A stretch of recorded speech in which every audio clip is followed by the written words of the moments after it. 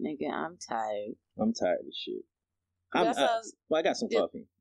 So coffee ain't. I need a little more time for my coffee to kick in. Yeah. But that's what I was saying. Like, is it called daylight savings no matter what?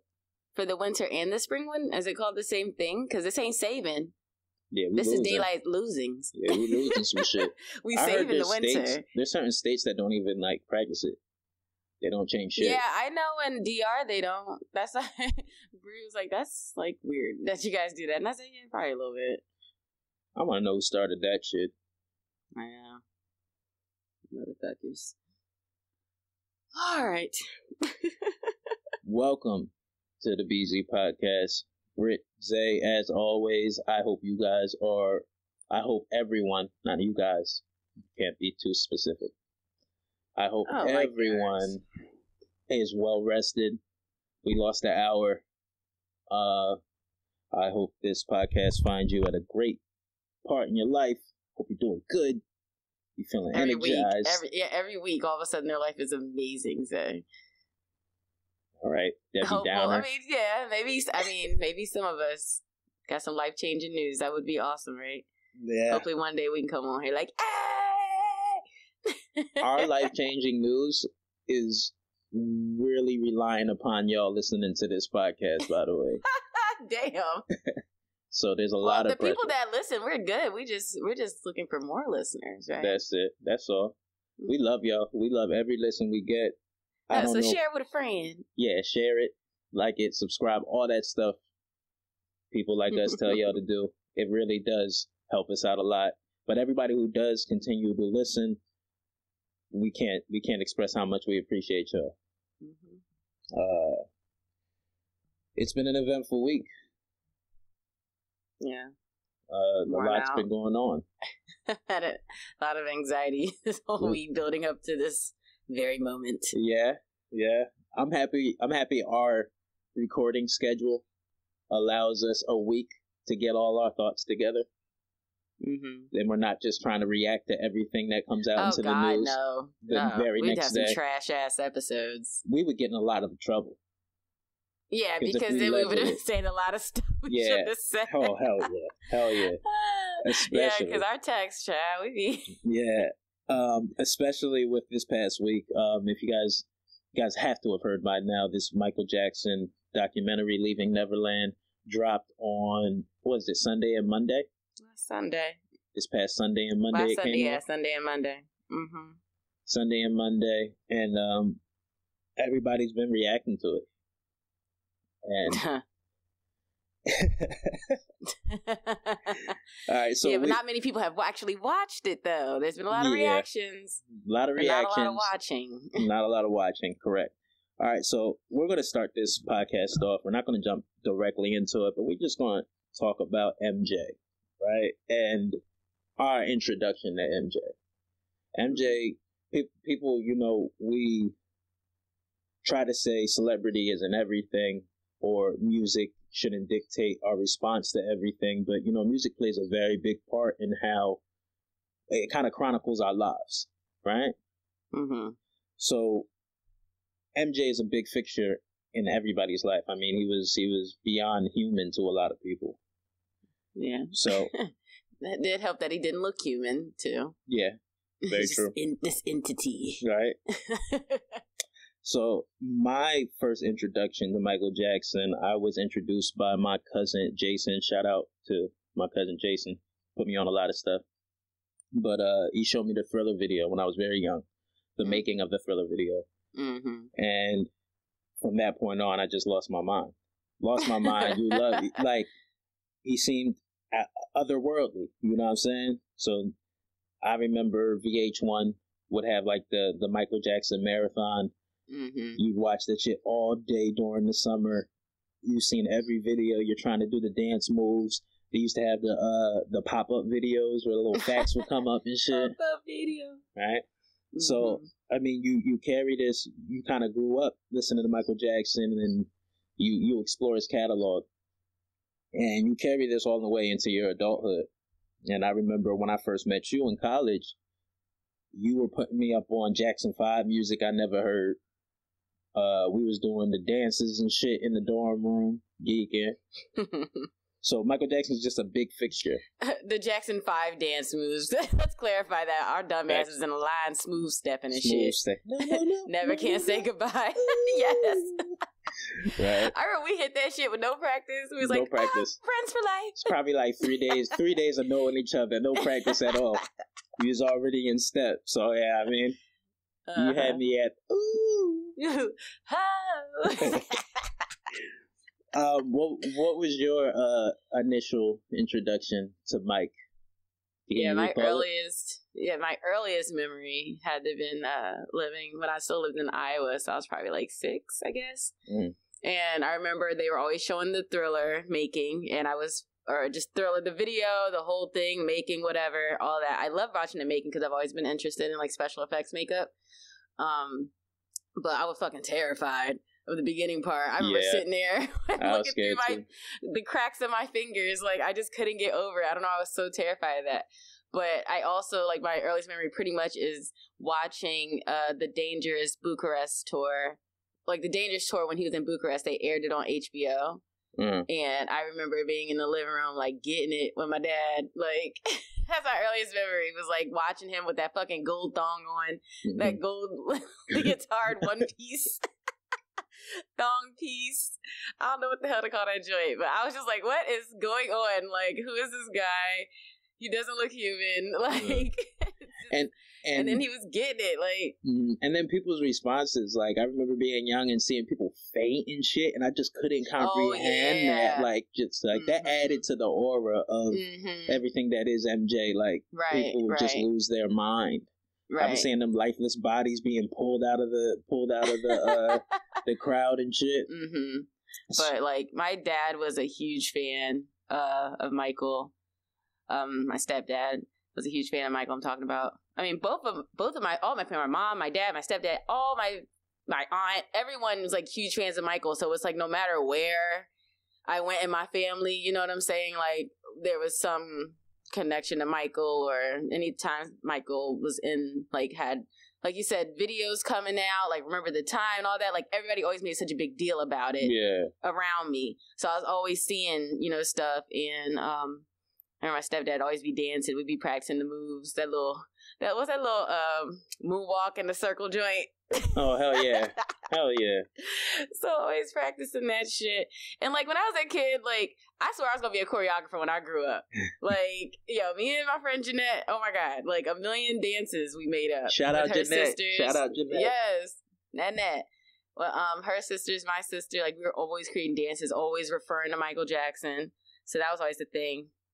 And then too, like, not to get all super sappy on you guys, but a lot of time, like, once my mom and my real dad been broken up, once my mom broke up with my stepdad, like, I was just alone a lot with my siblings because my mom was always working 2-3 jobs. I was taking care of my siblings, so there's like a lot of alone time for me, and I filled pretty much that void up with Michael Jackson, just with music, but primarily Michael. Always just like watching him. It was kind of like, in quotations, like a babysitter. Like, so much of my time was spent watching him, watching like the Oprah interview that he did back in the day with her. That was like back in like 93, I think. We had that like on VHS. So I wore all the VHS tapes out. I remember the Dangerous tour we had recorded. The fucking tape broke. Like, I watched it so much. It broke. Like, it was like one of the worst days of my life. And back then I'm thinking like, oh my God, I'm never going to see it again. Let alone, nowadays we have YouTube. Yeah. Which is crazy. But back then I remember just being in a panic. And like you said, all the shit that would come on VH1, all that type of stuff.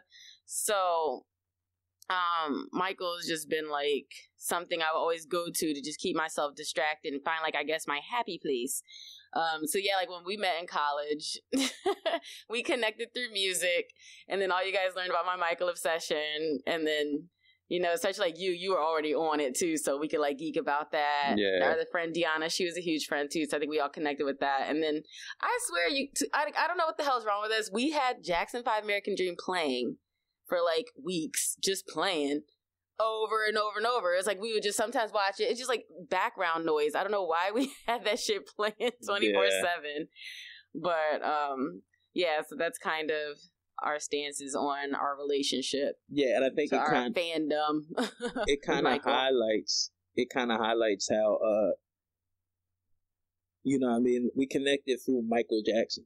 You know what I'm saying? Like, we connected, like, these highlights specific times in our lives. So that's, like, it's important. It is important because this chronicles relationships. This follows people around. You know, it's something. It's a conversation starter. You know.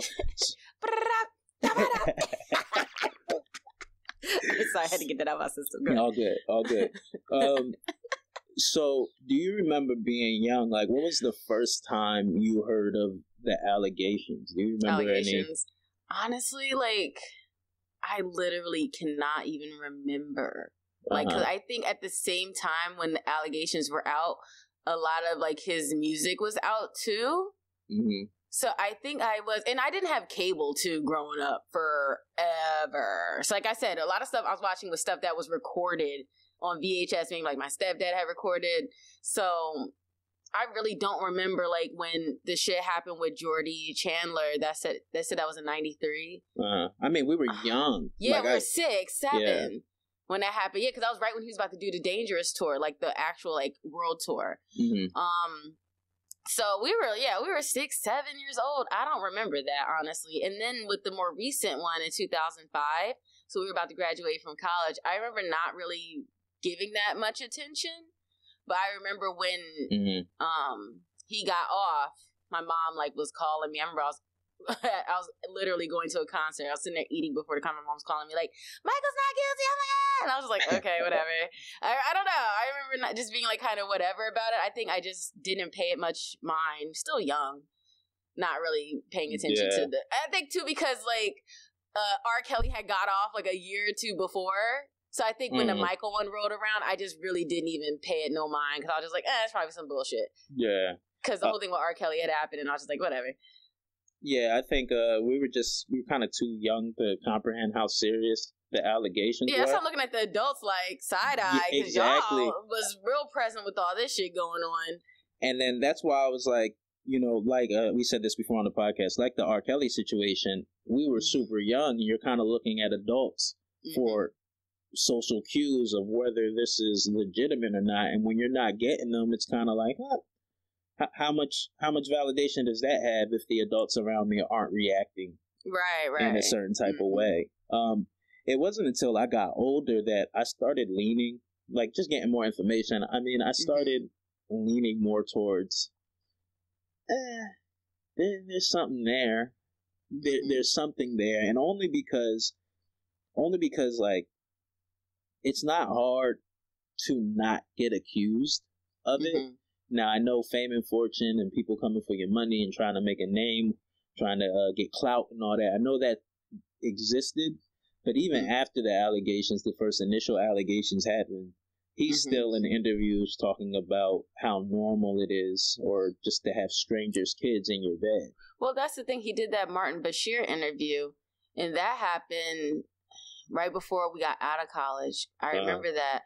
And that led into the actual whole thing that happened in 2005 with the boy Gavin Arvizo. I think that's his name. Because he was on there. And I remember, like, the dude Martin Bashir was kind of, like, you know, kind of digging in Mike's ass. And Michael was just giving these very weird responses, just like, well, no, it's not weird, da-da-da-da-da. And it's like, nigga, you're not helping your situation at all. Yeah. And then after that was when the allegations started to come out that he did something to Gavin. So I saw something, this one woman was like, yeah, and they were talking about this time, this one has cancer. I'm like, hey, what? Gavin Arvizo was a cancer survivor, kid cancer survivor. So that's how Michael ended up like getting connected with their family. And the dad, though, he would start asking all the celebrities around him for money. Like George Lopez and Chris Tucker have gone on record saying that dad was asking for money, asking for a lot of money, and they had to like cut them off after a while. They're just like, hey, you know, is this for your kid or... You know what I'm saying? Like, you trying to kind of stick me up. And then it's been on record, too, that his mom had did numerous counts of fraud, welfare fraud, tried to sue JCPenney, saying that the security guards attacked her, had her sons, like, testify and all this shit. So they have a track record of being a little shady. Okay. But like you said, though, at the same time, Michael does not help himself. He doesn't, and you would at think all with his behaviors. Yeah, and you would think after like the case that happened in '90. Yeah, you just wouldn't even. You wouldn't move. You would move a certain way. Yeah, exactly. You wouldn't move a certain way, but he was still out here holding kids' hands and shit. Like, saying he sleeps in the same bed with them. Yeah, and like normalizing that. Mm-hmm. So like this docuseries, or is it a series? Would it just be a documentary? I guess it's just a documentary. The initial phases, we were texting each other back and forth as we were watching it, and thank God you guys weren't privy to that conversation because we were geeking in the beginning, and you kind of go into it as being big fans. You go into it with your eyebrow up, like you side eyeing the shit out of it, you know, especially when you take into account the people that are telling their stories, or at least one of them, the guy Wade. And I'm gonna admit something. I'm gonna admit that there's something. I have a prejudice. I have some unchecked prejudice because there's something about the victim being a white male that I don't know what it is. It just made me not take really it as serious. It was hard for me to in the beginning, we had to check ourselves. We was talking all shit, and I said, wait, I think it's because it's just two white men that were being all ha ha ha ha about it. So let's drop that. You know, let that go. Try to look at it through fresh goggles, you know, because take it a little more serious. We're watching, you know, a couple weeks back, we were watching the R. Kelly one, and there was no skepticism. There was none of that. It was almost like, but I also think that documentary did a good job of getting testimony from. Yeah, I was gonna say there were way more. Yeah, there were way more accounts from different individuals.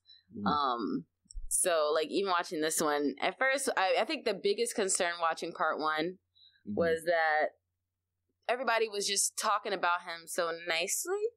Yeah. And it didn't come out till later because they explained the timeline more so in the second half. But in the beginning, you know, everybody's talking so, even the parents are talking so lovingly of Michael. Moms are smiling and shit. And I'm like, if he fucked your little boy, like, why the fuck you smiling? Like, I'm confused. Yeah. It's fuck that nigga. You know, but as you watch the second half, you kind of see the timeline more so. So, in the relationships that the boys have with their moms, so you kind of understand a little more because they're not close with their moms. Neither one of the accusers are close with their mothers in present day. So it makes a little more sense. But in the beginning, I was like very confused. Like, why are they not so upset about it all? Especially when Wade talking about he had a grown man penis in his mouth. Like, dog. Yeah. what are we doing? That's a lot. I think, well, one thing I want to say is jump back at how we first initially were reacting to the documentary.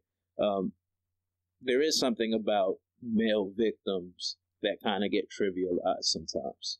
Oh yeah, definitely. Yeah, like sometimes it's almost because even during the first half of the documentary, you know, you're kind of looking at them and people are kind of laughing about it. Not laughing, but just talking very I don't even know what the word is. I don't know what the word is. If y'all watched it, you probably understand what I'm trying to get at. But I do think in the second half... I'm just laughing about what my sister said again. Yeah, she was wilding. My sister, she'll be dead. All right, I have two sisters. Not my youngest sister. The other one, if you guys know me personally. She texted me because we was geeking about it. Because at first the one boy said, Michael Taylor felt like a Brillo pad. My sister's like, his hair's not wrapped. He got texturized. I was like, right, but I don't know. White people know the difference. So then, she said maybe he was disturbed because he could feel the hair was fake. So then at one point, my sister, so in the docu, Wade and the other guy, James, were saying that Michael liked them to spread their cheeks and so he could look at their little kid assholes, basically. Oh, shit. Like, it's hard to even say this. It is hard, but you see how we're laughing? Like, that's we shouldn't crazy. be laughing. We shouldn't be laughing. We shouldn't be laughing, but fuck. I know. I need to slap him side of the head. Anyway, my sister's like, so he looked at your butthole to masturbate and stuck his tongue in your butt. Okay, right. It's like, yo. Like, yo, why is that so far-fetched? That's ridiculous. That's ridiculous. That's a lie. Yeah, so that's what I mean. Like, it does get trivialized some. Yeah, that's wild. So you watch the first two halves, and they do a good job. You know what I mean? They had the strings playing at the right time. You know what I mean? Like, awesome. You know, they set the mood right. It's a good documentary. Well, can I say real quick, kind of like the timeline? Go ahead.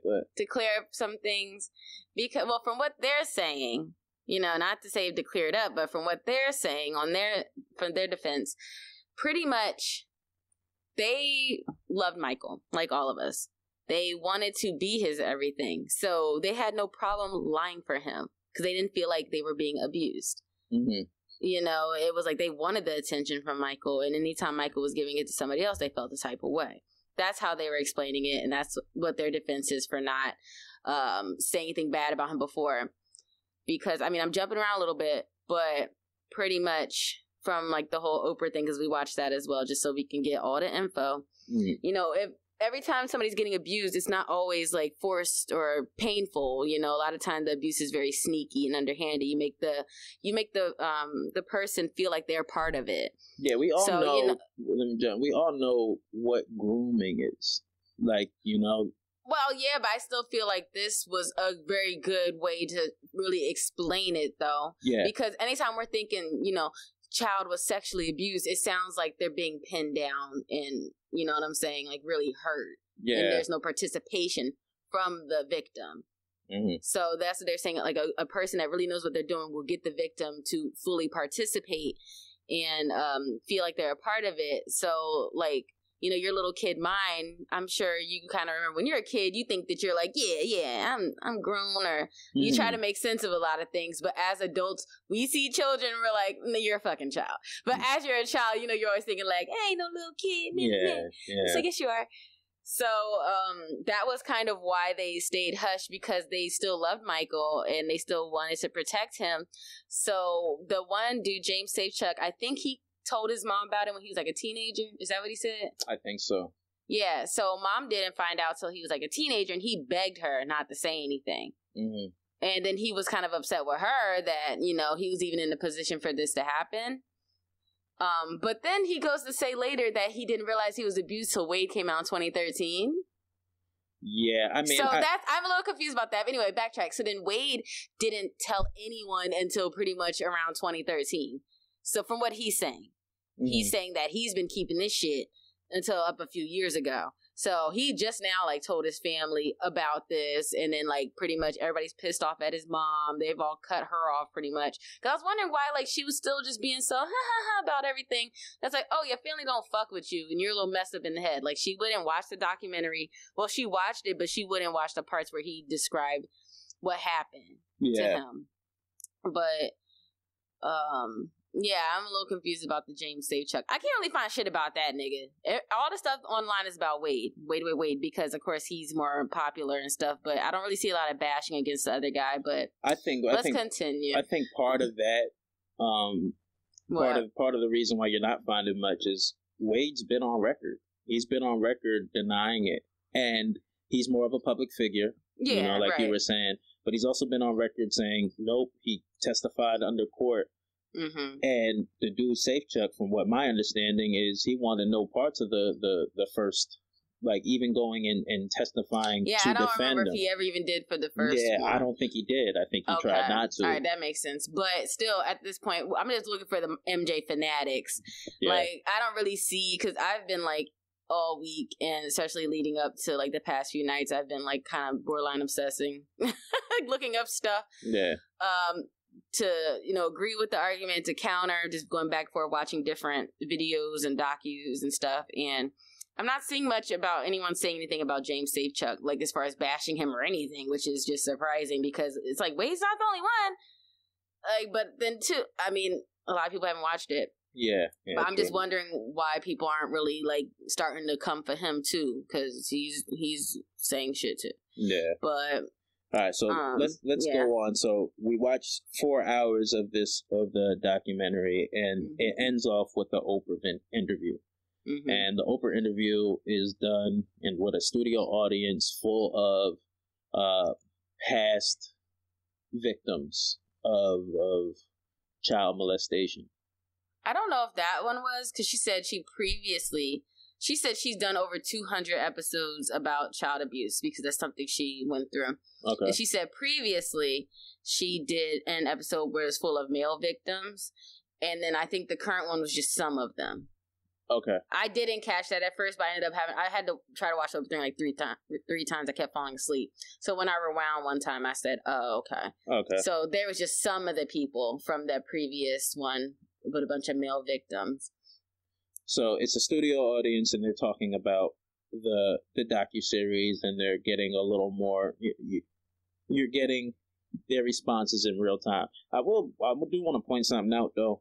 With Wade, it was presented as if he was further along in his therapy with this stuff, and the dude Safechuck, you almost can, like you were saying, you were watching just his mannerisms on mute.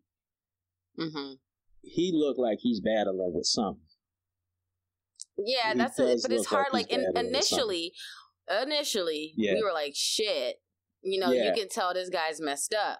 But that was me watching it, wrapped up in the emotion and everything. But as I've been looking at shit over the week, and sometimes it's on mute, it's just kind of like he's holding that same stance. Yeah. So it's hard to know what's genuine, what's not. But too, because at first I was like, yeah, he's probably further along or whatever. But if they both filed, Wade and James both filed against Michael Jackson's estate in 2013, trying to sue for the abuse or whatever, because Wade came out on TV in 2013 and got interviewed by some sort of like morning show, and he was saying, whatever happened to him, whatever, So then James Safechuck saw that interview on TV and then got in contact with Wade and used Wade's same exact lawyer and filed too. Yeah. And Wade's case was thrown out in 2015, and then James's was thrown out in 2017.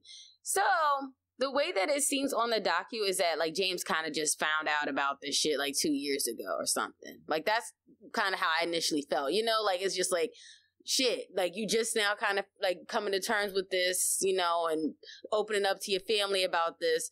But if you've been to 2013, that's 6 years. Not to say that, there's any time limit on whatever, because I think, Wade said that he was getting therapy and stuff like that. And James, I don't believe he's done any of that. And this is more so like his first time being on TV, talking about it live and having to deal with the scrutiny, just putting himself out there. So he definitely looked very timid and afraid. So, I don't want to say that, he's lying because it's really hard to tell. Yeah, I mean, and we're going to say this. We're not coming to any type of conclusion on this thing. We're kind of just discussing this in real time. There's just no way you can come to a definitive answer on these things. I think the one thing that kind of not made it legitimate, but was just like, is when they were discussing having children of their own. And as their children were approaching the ages they claimed that they were getting abused, I can see how much that can fuck with somebody's brain. Right. And I think that they did a good job in portraying that. And this is all if it's true, I'm not judge. We're not judge or jury. But I can see how you can have nervous breakdowns when you're looking at the innocence of a child and understanding that you were that age when this allegedly happened. Right. But so you're watching 4 hours of a 2-part documentary, and I think midweek, because we got time to process some of this, I'm just thinking about what I've seen. I'm still processing, and it dawned on me that this Oprah interview, the way it was being framed, was a little alarming, because if you look at the documentary, Mike isn't here to defend himself. We've said that before. But realistically, all you're hearing is stories. Mm-hmm. These are stories. You have video evidence of them being with Mike, them holding Mike's hand, all the weird stuff that we knew was weird from the jump. But even in real time, you know what I'm saying? Even in real time, abuse and sexual misconduct and all that stuff, it's hard to substantiate that. It's hard to have evidence for that unless you're caught red-handed, unless there's marks, unless this, that, and the third.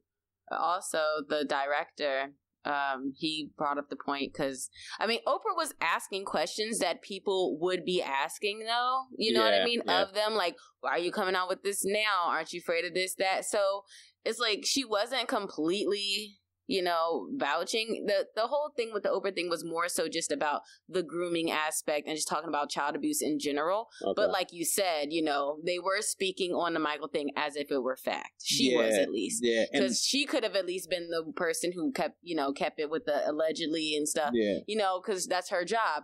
But she asked the director, you know, a lot of people are asking, why didn't you interview anyone else, pretty much, you know, besides them and the families. And I was like, yeah, right. And then and then he said pretty much because nobody else was in the room. So, and that's true. Yeah, that's true. That's true. Nobody else is in the room. But I know. But can I say something funny real quick? Yeah, go ahead.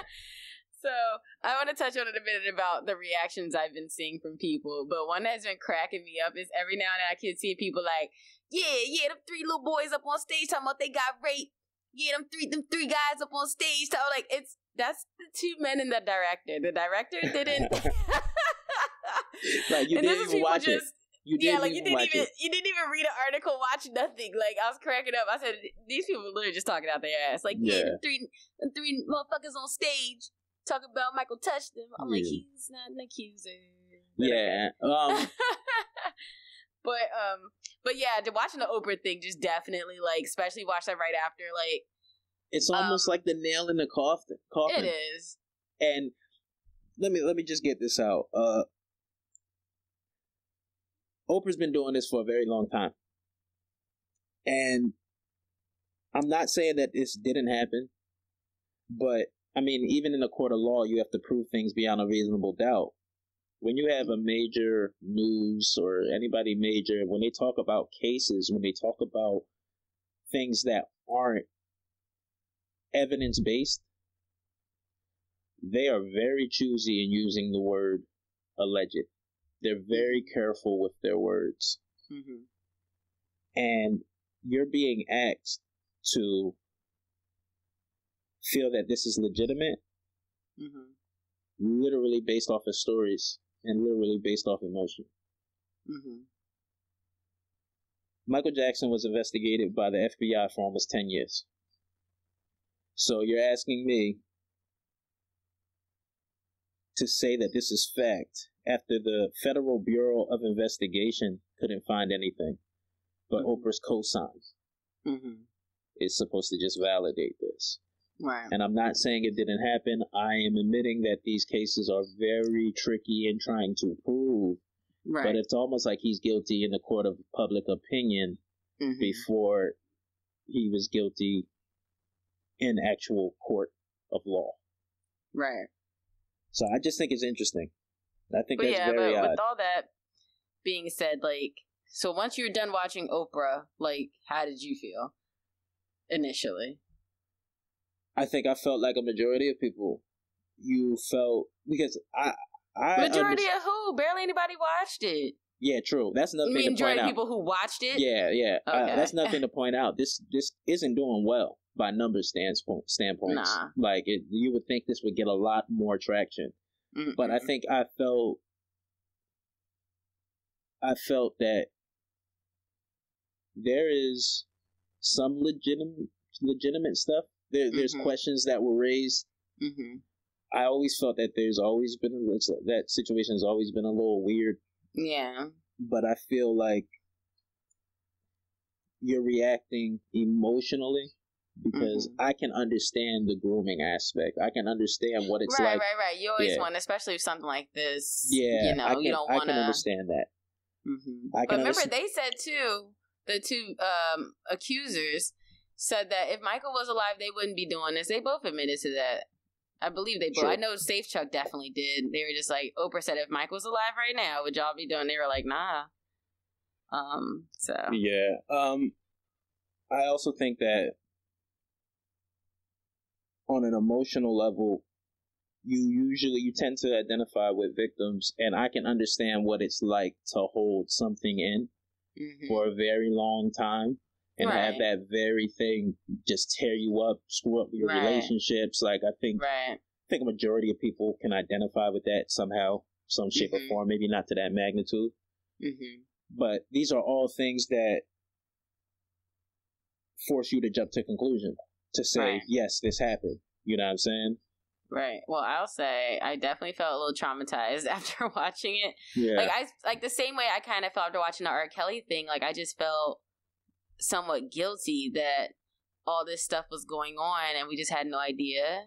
Because I'm just like, oh my God, he has like women in captivity right now. Yeah. You know, I just felt bad. So the same thing with that, like, I felt so bad for the accusers. I'm just like, damn, like, this is terrible. Like, whole time, you know, you guys been living this tortured life off of somebody that we're just like have up on this huge pedestal. So I felt pretty like messed up. Like, I couldn't sleep right. Yeah. I felt like I had a little mini panic attack. I was crying at one point for like an hour because I was just like, I felt so betrayed, and I'm just like, you know, what the hell? Like, if this stuff is true, like, this is just my initial feelings because I just felt like terrible. Anytime, I'm very sensitive. I can't like watch murder stories. I can't watch anything. I love it. Oh no, I can't watch anything like that, or people like getting abused and stuff. Like, stuff really messes with me. So even like if I read articles like about people like when they like hurt their children and stuff, like I'd be a little fucked up like the rest of the day. Oh my God, did you see yesterday? What? What's his name? YB and he got his ass. He got his ass. Oh my God, his New York face! Did you see his face? I think I saw it like briefly. His face he got is rocked. sliced the fuck up. Man. It's bad. New York. I think that's New York niggas too. New York niggas be wild. I'm saying. Like, they took a razor to his face. Like, it's bad. His shit was leaking, like gaping. I was like, oh my God. Anyway. Yeah. So, but yeah. So then, like, so that's like, I'm saying that's my initial feelings. So then, you know, as the week went on, I'm reading reactions, and pretty much nobody watched it. Everybody's just like, fuck that. I'm not watching it. Yeah. You know what everybody's saying. I think it was funny though. Hold on, let me jump in real quick. I think it's funny. I'm talking about this with coworkers, you know, black folks tend to always jump to the go get somebody else. Why is it always black people to go get somebody else, right? And I'm like, yeah, I understand that, but we're talking about this right now. Right? Let's not jump. I mean, we all know the system is a little janky, or more than janky, but let's just stay focused on what's going on. And also, like, I'm having a conversation with a coworker, and I'm like, I was admitting to her that, like, I always kind of felt something was going on just because the behavior was very weird. And I'm like, you have kids. So you can say without a reasonable doubt that everybody is lying. Would you let your kids go sleep in Neverland? Oh, hell no. Right. Well, then you're doing some type of compartmentalization. Like, yeah. I will say, because you just reminded me of a point, I think too why after watching the Oprah thing I started to just be like, oh my God, is because a lot of the men in the audience that were coming out saying that they got abused before, first time they got abused they were like 15. Like, they weren't all little kids. Yeah. And of course a lot of them, especially I think boys and men are more, you know, prone to be quiet about things like that than girls and women. Very true. Especially if it's by a man that they got abused. So I'm just like paranoid for my son. You know what I'm saying? Like that with the whole grooming aspect thing is because pretty much they make these kids and teenagers fall in love with them, or they hold some sort of power over them. Like one guy said that the neighborhood cop ended up abusing him. You know, he's like, he got a gun. Yeah. You know what I'm saying? And he has power. So I felt helpless. So that just makes me worry about, my own kid. Just how, because, like I said, like, you always think child abuse, you always have it in your head that it's like this struggle and it's this, thing where they're getting hurt. You don't ever think about the slick side. Yeah. How they lure them with gifts and, get real loving towards them, and they play like, oh, I'm like a father figure or whatever. The next thing you know, you got them in this compromising position, and you put the fear in them that if they tell anyone, they're going to be looked at a certain way. So that just made me, like a little shook, like, ooh. Yeah. And how, like, he was saying how, well, I think it was, both of them said how, like, Michael would say, if anybody finds out about this, we're both going to go to jail. Mm-hmm. And that's... Because the guy, SafeCheck, said he still feels like he let Michael down. At the end of the Oprah thing, he said, even right now, he's like, I feel like I'm letting Michael down by doing this. Yeah. So...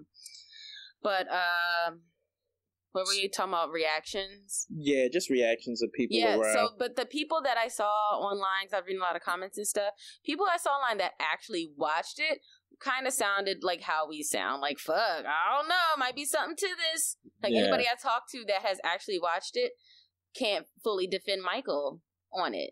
Because it's tough after watching that, What? You did a little more research than I did leading up to this. Well, I've just been trying to find. YouTube is good for all the conspiracy videos and stuff. Not for long, apparently. I mean, I know, dicks. But anyway, I've just been like clicking on different things and hearing different ideas, because that documentary was so, it's very one-sided. It's hard after watching that to not be on their side. Yeah. Yeah. Whether it's truth or brainwashing. It's really hard watching that and not be like, nigga, I don't know, man. Yeah, right? I don't know, nigga. He to the wind with that. But, oh yeah, remember like during the docu, they were saying like they used to get all these faxes and shit from Mike? Yeah. And they were showing the faxes. There's no proof that those were his either. That's what I'm saying. There's a lot of like, there's stuff no like that. There's no evidence. There's no evidence that he wrote those. Yeah. Okay, but anyway, like for one thing I saw, which I didn't even know about, was that Harvey Weinstein's case started this past week, right? I had no idea until you told me. Right, I had no idea about it either, and I saw somebody posted about it. So they were like, and that's Oprah's longtime friend. So isn't it real funny that she's involved with this whole Michael thing, and they've been trying to push to make it a thing all week, and it didn't the Michael thing has been a thing, but nobody watched it. Yeah. But at the same time, nobody really knows that Harvey Weinstein is going to trial starting this week. So that was kind of like, So then that got me to thinking, how the whole Gayle King and R. Kelly interview came out this week, and which seemed like a super duper rush job. There was like and for that to be like, it's like his first interview since all this shit happened. It would seem like it'd be like a prime time, more big, to get their ratings and all that type of stuff. Like there was no really promotion for it. And it seemed very rushed and thrown together. And it aired at like 7 a.m.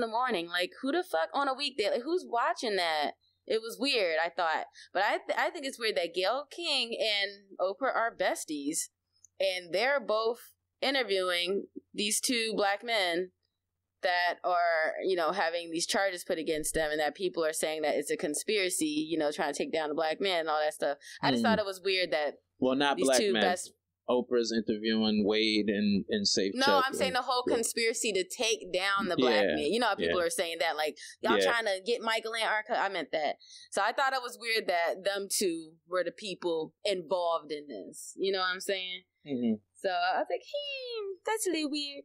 But, what else?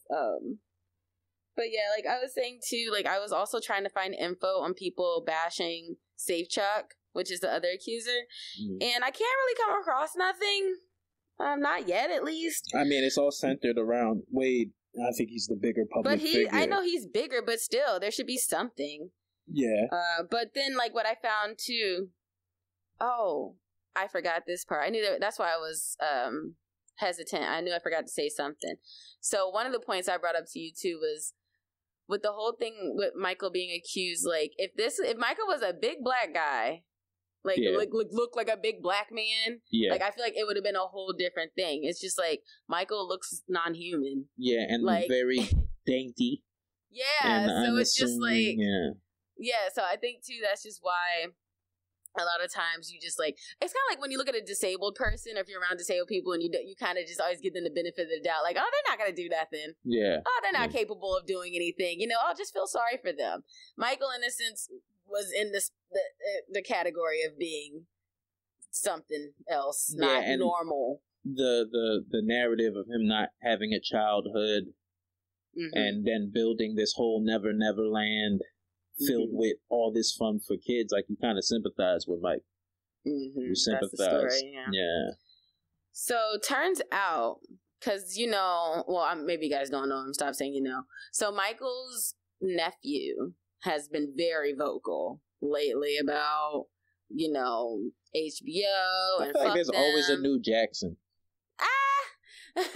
Well, they actually had a reality show a year or two ago. Yeah, him and his brothers. It was I don't care to watch that shit. You know, I was watching that shit. I was all up in the tea. What's that?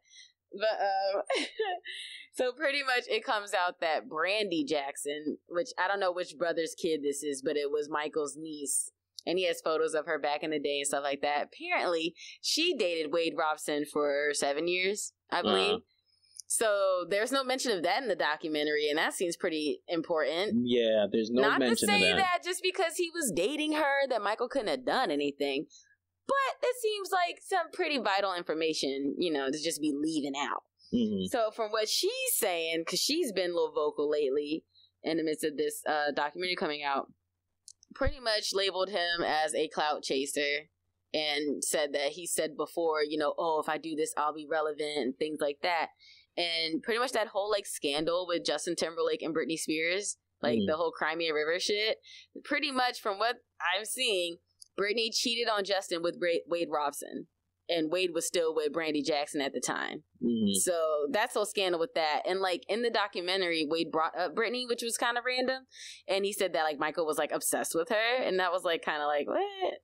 But you ain't say, you ain't say you ain't say you cheated. You ain't say that you was up in them cheeks, chat. But so just to just to play devil's advocate, you have an ex who was cheated on by Wade Robinson coming out and saying that he's a clout chaser, this, that, and the third. So just to play devil's advocate, we all know people who get their feelings hurt will say things, but it is interesting that they left that out of the documentary. Right. So that got left out, and then dang it, there's something else going on with his finances. Yeah, because he really hasn't been in the spotlight, not like that, not like how he used to be. So there was something that came out about his finances, so they were kind of alluding to that too, why he filed that initial case in 2013. And then that didn't go through. And he also tried to sue 2 different production companies under Michael Jackson's name for, I don't know what it was for, but it ended up showing that those production companies had nothing to do with what he was doing. Because I think it was Pepsi or something sponsored it, or maybe that was Safe Chuck's thing, because Safe Chuck was in that Pepsi commercial. I don't know. I can't keep track of all this shit. Anyway, he tried to get money for that. That didn't work out. Then all of a sudden now the docu's coming out. And even though they're saying they're not getting any money for it, you're still going to end up getting promotion and leading up to different things. But there's no proof either that they're not getting paid. So there's no proof of that. Yeah, I think if I'm going into conspiracy theory, I find it hard to believe. Yeah, if I'm going into conspiracy theory bag, the motivation of money and the climate of just the social world now is, you don't really have to have evidence. You just have to be convincing. It's not about the truth. It's about how you can convey your truth. So coming out now would be a little more beneficial than in the past. If you were playing conspiracy theory bag, would be beneficial more now because it's the court of public opinion and not necessarily that absolute truth. Once the allegations come out, it's that. You know, you just have to do a good job at selling it. Mm-hmm. So I wanted to look into, because I never really read about the previous cases with Michael, and it, like, you know, in its entirety, or really ever researched it. So I was like, let me read about these just to see, you know, what happened in the past exactly. Like I said, we were so young when it happened, so we don't really know. So with the first case with the boy Jordy, pretty much his dad was a LA, like, kind of like celebrity dentist, or just a high profile dentist, and he was also a screenwriter. So he wrote Robin Hood Men in Tights. That used to be my shit. I never watched that movie, but I totally remember it. He wrote that. He wrote that. And like, Michael had previously met the little boy somewhere. I don't remember where they said. It was where super random. Like, I don't want to say a restaurant or some shit, but it's something really random. And then, like, Michael's car ended up breaking down or something, and he used his dad, I guess, was a part of some sort of car rental or something agency.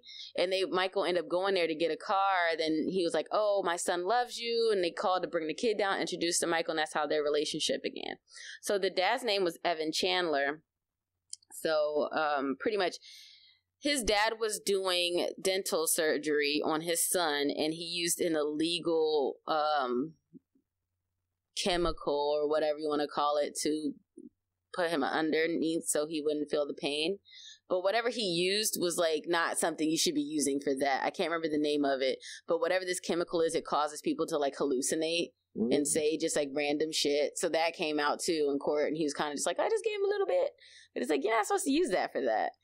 So he said that's when the boy first made the, said that Michael did something to him. Mm-hmm. But also it said that Evan Chandler, just the dad, also was behind in child support, $65,000. And he was looking for a come up. He said, "Oh, I can work this," you know what I'm saying, with Michael. I don't remember where they got this information from. I'm just saying what I remember watching all these different documentaries. So, and he wanted to try to get custody from his wife. So if he could prove that, you know, Michael was touching his kid, or he could say that, he'd also, in the meantime, he'd get money and be able to remove custody from his ex-wife. So that was his plan. Okay. So while all this was going on, like, him and Michael were going back and forth, kind of like, oh, Michael's like, he asked for a certain amount. Michael's like, no, like, I'll give you $1 million. They're going back and forth, like $350,000. They're going back and forth. So then eventually, I guess Evan wasn't satisfied, so he ended up, like, taking it to the cops. Okay. So then that's how a court case started to build around it. So Michael, this is when Michael was doing, like, the Dangerous tour. So he wasn't that old. He was maybe in his 30s, I guess, when all this was happening. So, like, yeah, it was 93. So Michael became, like, super ill during that time just because of, like, all the stress and stuff like that. And he was, like, trying to tour. Apparently he had, like, he saw the Pepsi deal at this time. That ended up getting dropped after all this mess. I don't know if you guys ever seen the Michael Jackson Ghost thing, but he did that for the Addams Family Values when that movie came out back in the day. They ended up dropping him from that, but he just still used it for his own personal thing. There's a few other things. Like, he didn't end up finishing the tour, like, because he got so sick. So they ended up settling out of court pretty much because it was just like, this nigga was, like, with the flu dying. And they ended up just settling out of court. But the DA that was for that case was also the same DA in the 2005 case. And they were trying to get it so it couldn't be the same person. But there was something that didn't forbid that, pretty much. So the guy came back because he was mad that it never went to court in the first place. Yeah. Tom Sneddon. He was kind of pissed that it never went to court. So it was like kind of 2005 was kind of like, all right, bitch, we're going to get you now.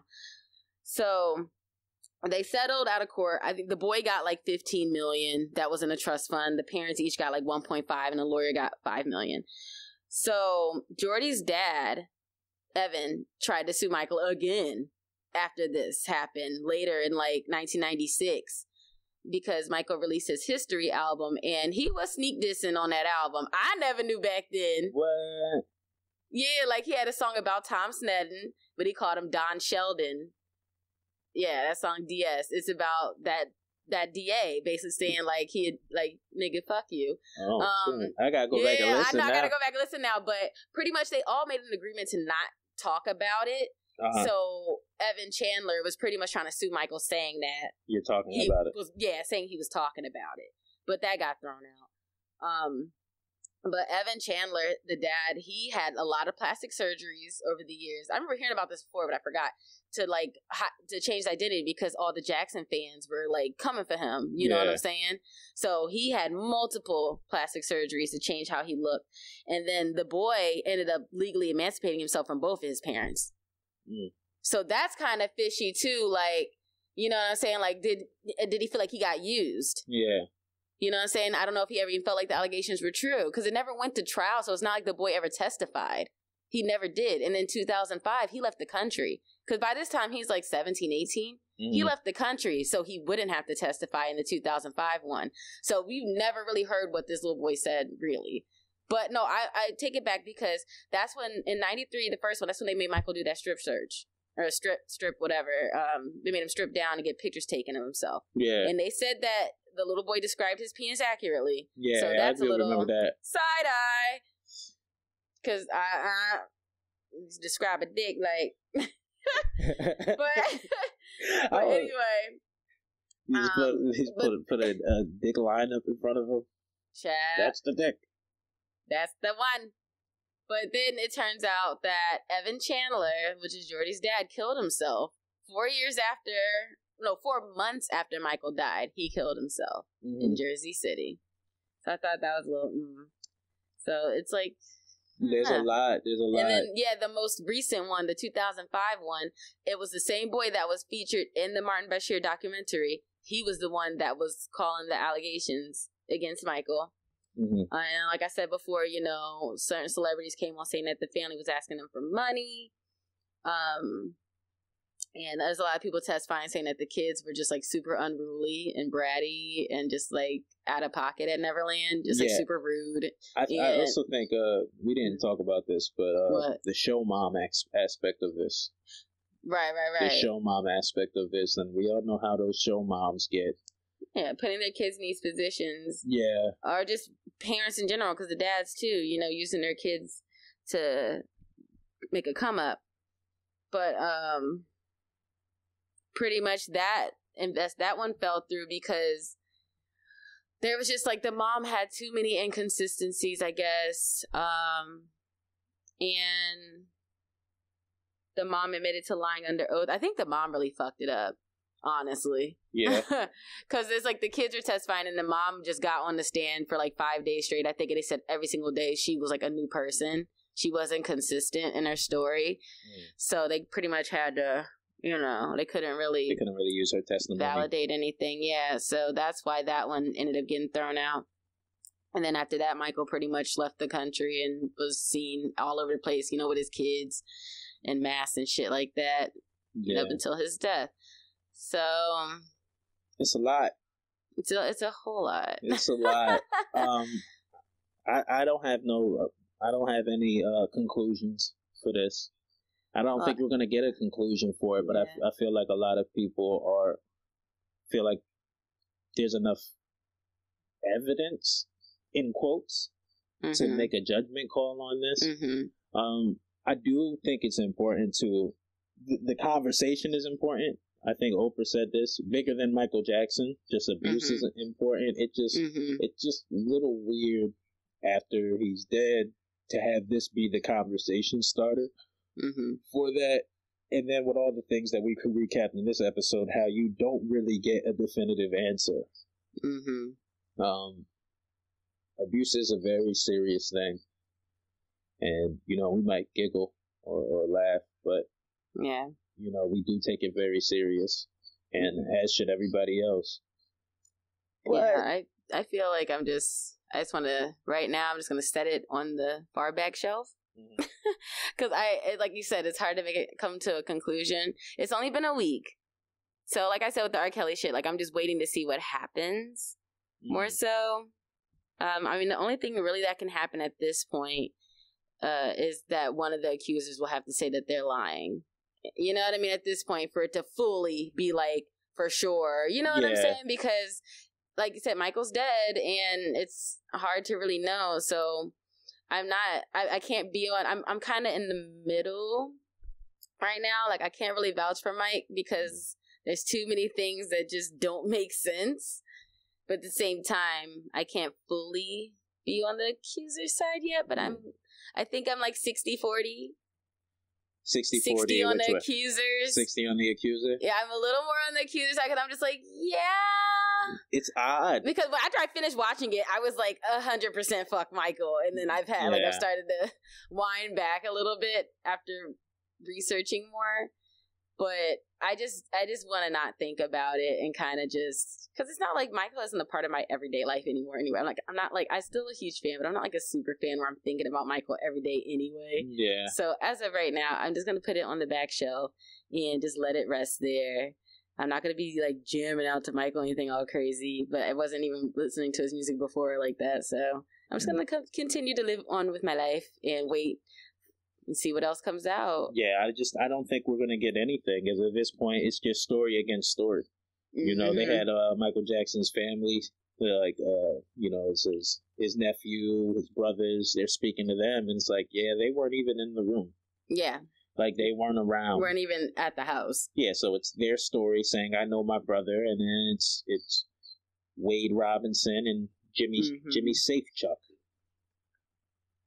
Just saying, recounting their stories.